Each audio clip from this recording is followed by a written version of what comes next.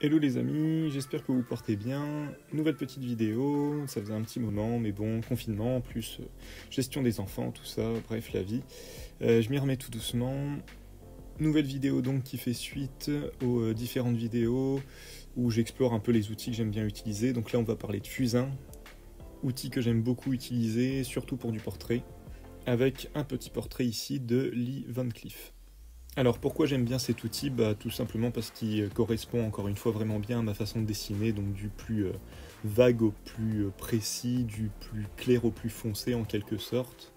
Il y a quelque chose de très instinctif avec le fusain parce qu'à peine on passe le doigt ça s'efface et en même temps c'est très très sombre, et donc on peut vraiment jouer avec énormément de nuances de gris.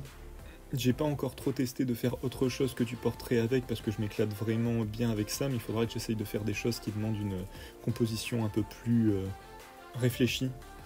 Enfin bref, donc généralement je travaille à coup de plein de petits traits que j'estompe au fur et à mesure. Des fois je fais un gros trait et je l'estompe complètement, donc il reste toujours cette espèce de gris un petit peu léger, mais c'est pas grave, on retravaille par-dessus. Et je fais vraiment que ça, je fais des traits, je les efface, je refais des traits, je refais des traits au fur et à mesure. Et donc forcément ça noircit et ça crée ces espèces de dégradés que vous pouvez voir.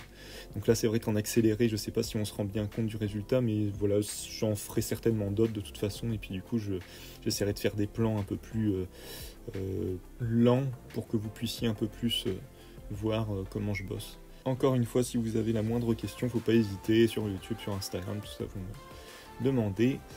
Là, vous pouvez voir la marque du fusain, mais au final, ça importe peu. J'en ai testé pas mal et j'ai pas l'impression qu'il y ait tant de grandes différences que ça entre les différentes marques que j'ai pu tester. Le papier, je l'ai pas présenté, mais c'est un canson à grains, tout simple. Faut forcément qu'il y ait du grain pour que le fusain puisse s'accrocher, et surtout, faut vraiment pas oublier de laquer votre dessin après, donc soit avec un fixatif, soit avec une laque pour cheveux, ça fonctionne très très bien aussi, et ça a le mérite de sentir un peu meilleur que le fixatif. Voilà. Désolé, c'était un peu court, mais on reprend tout doucement.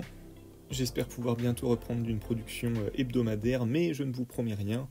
En attendant, j'essaye de faire des petits directs sur Instagram, donc n'hésitez pas à me rejoindre sur Instagram pour voir ce que je fais. Voilà, merci à vous de m'avoir visionné et à la prochaine, salut!